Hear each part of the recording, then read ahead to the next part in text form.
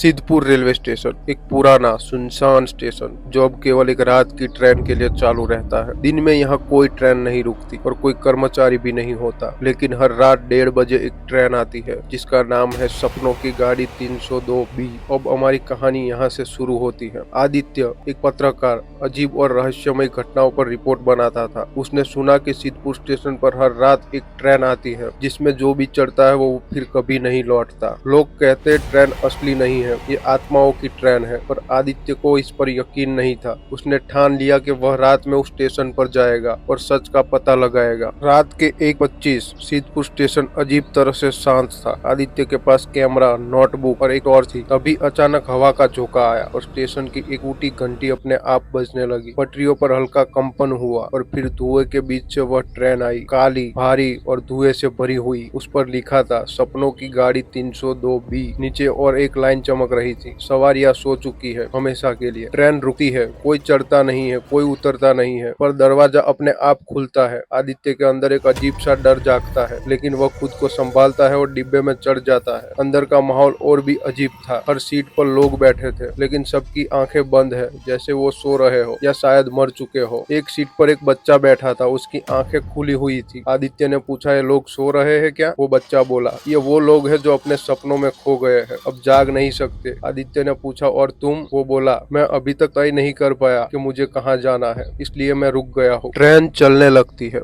आदित्य डर से कांपता है। वह खिड़की से बाहर देखता है तो स्टेशन अब कहीं नहीं था, सिर्फ अंधेरा और धुआं दिख रहा था। तभी एक अनाउंसमेंट होती है, अगला स्टेशन विस्मृति। कृपया अपने जीवन की स्मृति को याद कर ले, यही आपकी पहचान होगी। तभी आदित्य की जेब में रखी सारी चीजें गायब होने लगती है। पहले उसका कैमरा, फिर मोबाइल और फिर पहचान पत्र। तभी एक बूढ़ा टिकट चेकर आता है और कहता है, तुम्हारी पहचान? आदित्य बोलता है, मैं एक पत्रकार हूँ, मेरा नाम आदित्य है। बूढ़ा मुस्कुराता है, बोलता है, अब नहीं, अब तुम एक केवल यात्री हो जो अपने आखिरी सपने में सो गया है। आदित्य चिल्लाता है, भागता है डिब्बों में, लेकिन सब दरवाजे बंद हो गए हैं। सबके चेहरे उसकी तरफ देखने लगे हैं। सबकी आंखें खुली थी पर उनमें जीवन नहीं था। तभी वह फिर बच्चे को देखता है जो अब वहां नहीं था। उसकी जगह एक आईना रखा हुआ था जिसमें आदित्य खुद को देखता है। उसकी आंखें भी अब बंद है। ट्रेन फिर से स्टेशन पर लौटती है। सिद्धपुर सुबह 4 बजे। दरवाजा खुलता है पर कोई नहीं उतरता। ट्रेन वापस में धुंध में खो जाती है। सुबह एक स्थानीय चौकीदार बताता है, आज ट्रेन फिर से आई थी और एक नया आदमी उसमें चढ़ा था जो एक पत्रकार था, पर किसी ने उसको फिर से नहीं देखा। स्टेशन की दीवार पर एक नया पोस्टर चिपका हुआ था जिसमें लिखा हुआ था 302B। अब अगला यात्री कौन?